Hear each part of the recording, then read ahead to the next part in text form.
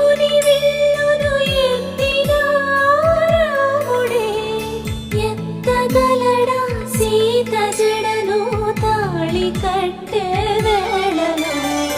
రామ చక్కని సీతకి